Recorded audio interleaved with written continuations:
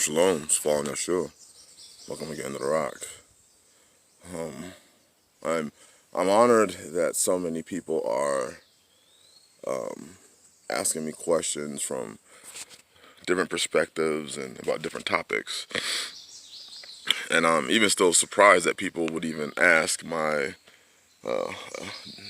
opinion on the topic of prepping, considering I have not made as many videos on it. I still do prepare, and I'm very much so in preparedness, very much so. It's just that my time on my videos has been in other areas, because before I believe you can be, into preparedness and all that, you have to have your family in order. You have to have, really, your family needs to be in order.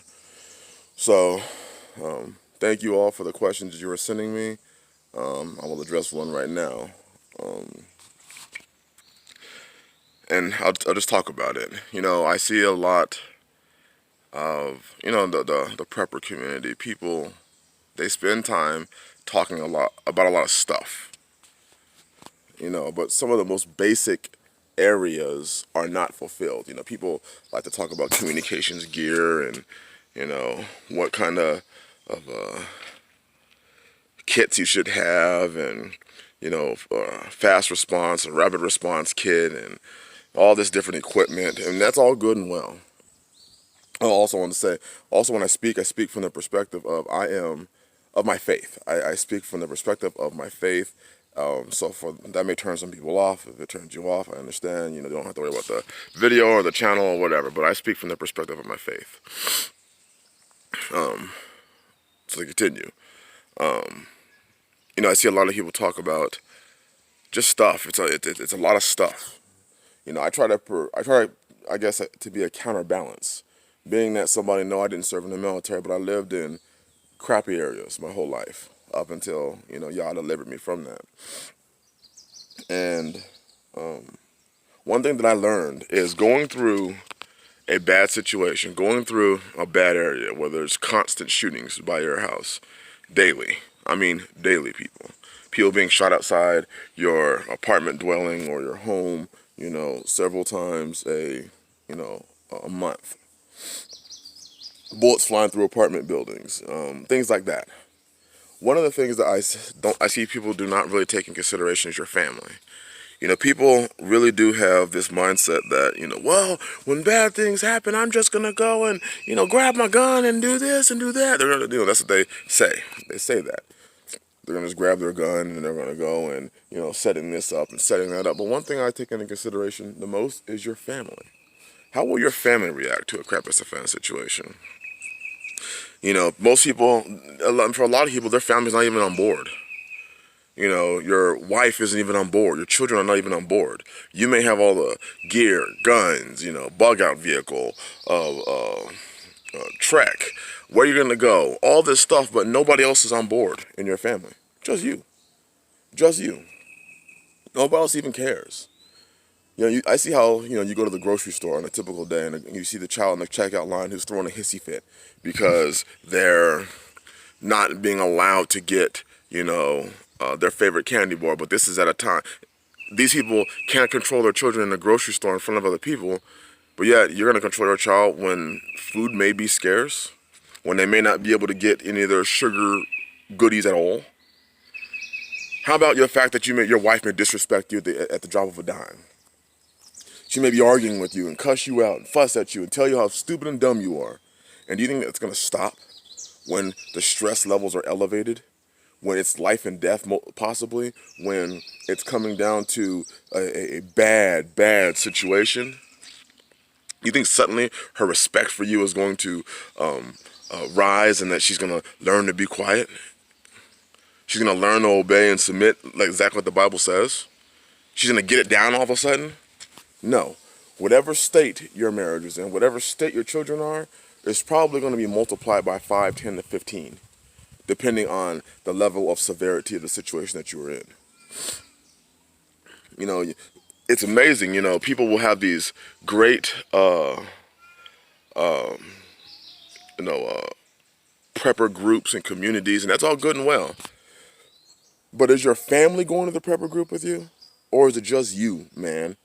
Is it just you going to that prepper group and meeting different people and trying to set things up? Is it just you?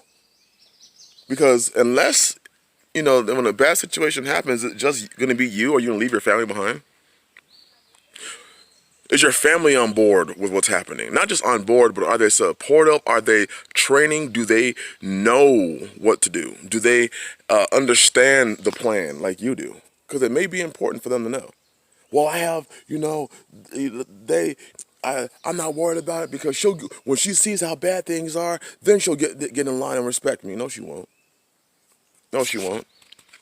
You can't trust her now, but you think that she's, during times of desperation, she's going to just trust you? No. What'll happen is some other group, will offer her something greater. Because you see it in the world today. You see these same things in the world today, where the woman will leave you and go somewhere else. Well, look at the court systems, look at child support systems, look at the governmental system. Women today are doing the same thing today. And this is the green. This is when times are good. What's it going to be like when times get extremely, extremely, extremely bad? Extremely bad. See, I worry about the family and the aspect of family in Crap Is the Fan, because you see the individual man, who's got all the gear and stuff. You see, you'll see the individual man has the gear, has all this stuff, and you turn around, and I'm sorry to say it, but I'm gonna keep it real. Look at his wife, and his wife is overweight, fat, doesn't look like she's ever lifted anything in her life, doesn't look like she knows how to walk 2 miles without it. When you go for your walk, do they go? Are they going on their walks? Are they staying in shape? Or is it just you?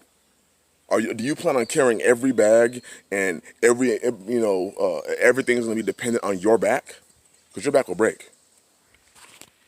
And just like we've seen in this culture, just like we've seen many times in this society, when these things happen, the woman just goes to the next man. She just goes to the next dominant, the next person who's willing to take care of her.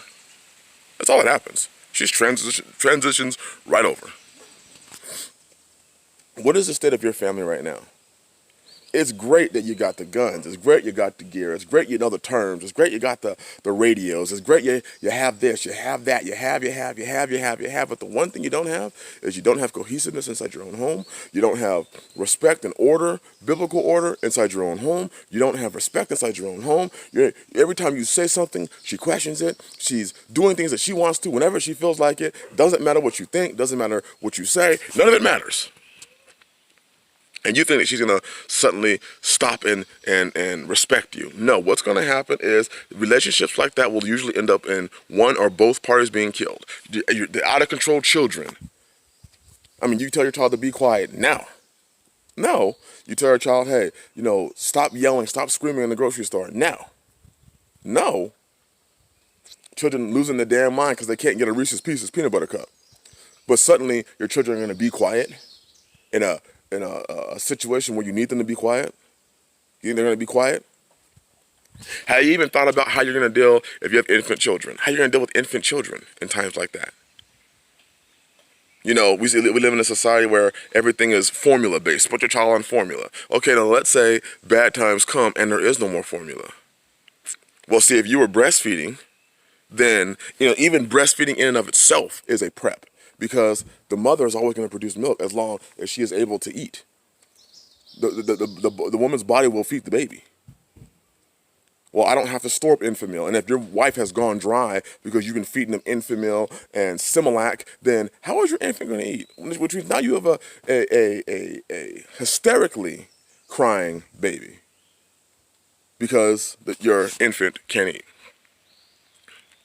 Like I said, we spend a whole lot of time on gear, but it's like we spend time on the fantasy of it and not on the practical side. We spend time trying to get groups together when our families are out of order. Why would you want a group of out of order homes in your group? How is that going to work? You're going to have, the partner that's not on board with you, you're going to have them telling others about what you got. Just look at what happens in divorce court today. What happens in divorce court? They go after everything, every nook and cranny, every little thing that can be brought up is brought up in divorce court. What's going to happen when it's life and death? When it's in divorce court, you see the people bringing up every little thing that they can get an edge on the next person. What's going to happen when it's real life? What's going to happen when it's life and death? When it's not about money, it's not about the TV, it's not about that pension plan. It's about whether you eat or you don't eat, you live or you die. We see betrayals happening at an alarming rate. We see divorces happening at an alarming rate. This is why you have to be one. This is why you have to be working in unison. You can't have, if you have a weak-minded individual inside your home, if the two of you are not on the same mind and the same spirit, what's going to happen?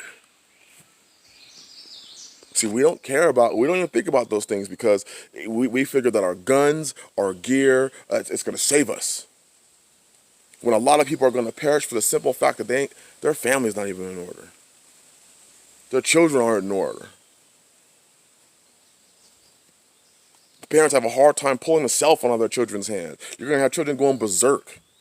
You got people committing suicide in this culture today because they can't, their paychecks aren't there. What's going to happen when it's life and death? People losing their $100,000 job and decide I'm going to go kill myself.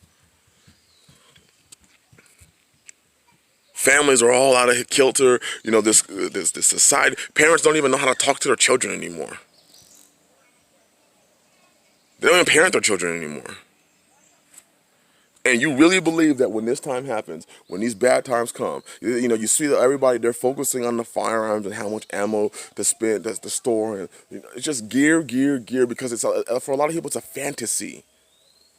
Let's talk about what it's going to be like. Let's read the books that talk about this, that, and the other. Do you have children that are diabetic? Are you diabetic? How are you going to store enough insulin? Sure, I read the books. I read it was Lights Out. It was an excellent book. But rather than thinking about, wow, I got to make sure I have the right, firearm. What about you spend some time with your family? What about you spend some time getting your family in order? What about you go for a walk together? What about you learn how to communicate?